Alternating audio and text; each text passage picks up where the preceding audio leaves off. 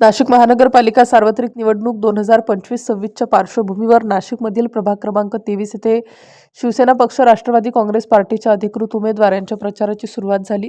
अनुसूचित जाती अ मधील उमेदवार सौ शारदा सुभाष चव्हाण, तर इतर मागास प्रवर्ग महिला ब च्या सौ अश्विनी जयेश आमले, सर्वसाधारण पुरुष क मधील ॲडव्होकेट अन्सार कासिम सय्यद आणि सर्वसाधारण पुरुष ड विभागातील योगेश लक्ष्मण मस्के यांनी प्रचारात आघाडी घेतली असून प्रभाग क्रमांक 23 मधील दीपालीनगर, विनयनगर परिसरात नागरिकांच्या घरोघरी भेट देऊन नागरिकांच्या समस्या समजून घेतल्या. तसेच प्रभागामध्ये गरजेच्या मूलभूत सुविधांचा अभाव पाहायला मिळाल्याने येणाऱ्या वर्षामध्ये प्रभाग 23 हा नाशिकमधला आधुनिक प्रभागातून सुखसुविधांनी युक्त असल्याचे आश्वासन उमेदवारांनी दिले. शिवसेना व राष्ट्रवादीच्या उमेदवारांना बहुमताने विजयी करण्याचे आवाहन केले.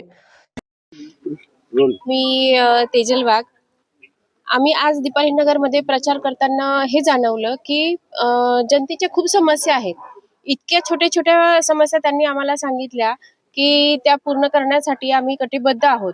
जेव्हा काहीही पद नसताना योगेश अप्पा मस्केंनी 3 कोटीचा निधी मंजूर करून आणून आम्हाला ज्येष्ठ नागरिकांनी सांगितलं की 23 वर्षापासून त्या मंदिरामध्ये साधे गट्टू सुद्धा नाहीत. जे गट्टूचे काम आप्पांनी 15 दिवसामध्ये कंप्लीट करून आता त्यांनी खूप ज्येष्ठ नागरिकांनी खूप आभार मानले आप्पांचे, आमच्या सगळ्यांचे, की इतक्या शॉर्ट टर्म मध्ये काम करून आणून दिलं जे वर्षानुवर्ष होत नव्हतं. तेव्हा माझी जनतेला एक सर्वसाधारण नागरिक म्हणून ही विनंती आहे की जो सर्वसाधारण आपल्याला जे उमेदवार लाभलेले आहेत, ज्यांना आपल्या समस्या माहिती आहेत, अशांना आपण निवडून दिलं तर आपल्या समस्या, आपल्या सर्वसाधारण जनतेच्या छोट्या छोट्या समस्या असतात त्या पूर्ण झाल्या पाहिजे तेवढ्याच अपेक्षा असतात आपल्या.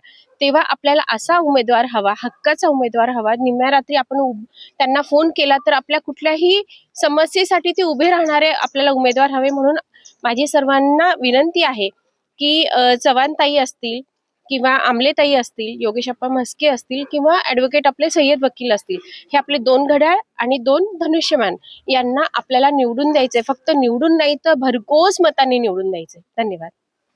आज आम्ही दीपालीनगर आणि विनयनगर भागातून प्रचार रॅली सुरुवात केलेली आहे. लोकांनी भरपूर प्रतिसाद दिलेला आहे आणि समस्याही सांगितलेल्या आहे. त्याप्रमाणे आमचे योगेश मस्के यांनी 3 करोड रुपये निधी आणून या एरियाचा भरपूर विकास केल्याने लोकांचा भरपूर प्रतिसाद असल्याने आम्ही आज जोरात प्रचार चालू आहे. आणि मी सर्व मतदारांना आवाहन करतो का आम्हाला भरपूर मतांनी विजयी करून आमच्या पॅनलला विजय करावा व 2 घड्याळ व 2 धनुष्यबाण यांना प्रचंड मतांनी मतदान करून आम्हाला विजय करावी आणि आम्हाला काम तुमच्या सेवा करण्याची संधी मिळावी ही विनंती.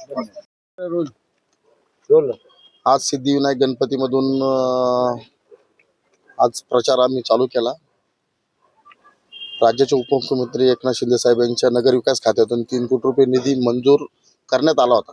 त्यापैकी सिद्धिविनायक गणपती मंदिरमध्ये प्युअर ब्लॉकचं काम चालू होतं आणि ते संपन्न झालं. नागरिकांनी बोलून घेतलं की आज आमच्याकडून प्रचार चालू करा, कारण की तुम्ही 15 दिवसात काम संपवलं. आणि नागरिकांचा खूप मोठ्या प्रमाणात उत्साह बघायला भेटला. त्या माध्यमातून आमचे 4ही उमेदवार हे 100% निवडून येतील. त्यामध्ये पहिले आहे शारदा सुभाष चव्हाण, त्यानंतर अश्विनीताई आमले, त्यानंतर अन्सार सय्यद आणि मी स्वतः योगेश मस्के. 4ही उमेदवार हे 100% मोठ्या मताधिक्याने निवडून येतील अशी मी हे करतो. आणि नागरिकांना दीपालीनगर, विनयनगर, इंद्रानगर, रविशंकर मार्ग, अशोका मार्ग सर्व नागरिकांना कळकळीची विनंती आहे की आपण आज आम्हाला एक संधी द्यावा आणि प्रभागाची विकासगंगा आणण्यासाठी साथ द्यावा.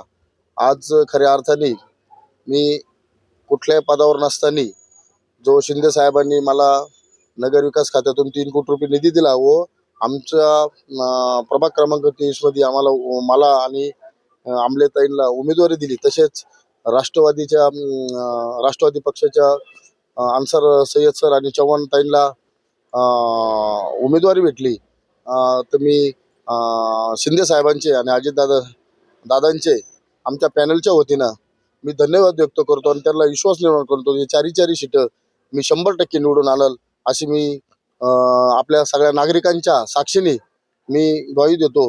आणि नागरिकांचा पण कौल चांगल्या मोठ्या प्रमाणात आहे. आणि नागरिक आम्ही ज्या परिसरात जातो त्या परिसरामध्ये नागरिकांचं एकच म्हणणं आहे का गेल्या अनेक वर्षापासून आप्पा तुम्ही काम करताय, आम्ही तुमच्या बरोबर आहे. हे मी केलेल्या कामाची पावती आज मला डोळ्याने दिसायला लागली. आणि खऱ्या अर्थाने ज्या गल्लीत गेलो, कोणाचं ना कोणाचं वैद्यकीय क्षेत्राचं काम असेल, कोणाचं महानगरपालिकेचा विषय असेल, कोणाचं झाडं कटिंगचा असेल, लाईटीचा असेल, या समस्या गेल्या अनेक वर्षापासून मी सोडवत आहे. आणि नागरिकांचं हे पण म्हणणं झालं का गेल्या अनेक वर्षापासून आमच्या प्रभागामध्ये 25 वर्षापासून काही नगरसेवक आहे, ते आम्हाला कधी भेटती नाही, कधी आमच्याशी बोलती नाही. आम्ही फोन केला तर फोन उचलती नाही.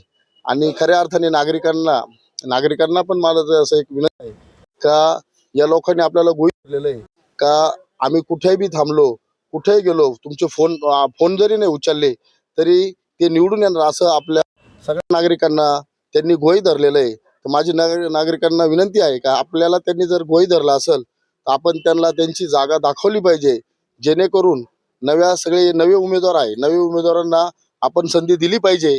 आणि त्या संधीचं सोनं आम्ही नक्कीच करू. आम्ही आपल्या विश्वासाला तडा जाऊन देणार नाही. एक प्रामाणिकपणाने एक सेवक म्हणून आम्ही सगळे सेवक म्हणून आपलं काम करू, आपली साथ देऊ आणि आपण एकत्र मिळून सर्व प्रभागाच्या ज्येष्ठ नागरिक माता भगिनी सगळ्यांच्या स्टार न्यूजसाठी मोहसिन पठाण, नाशिक.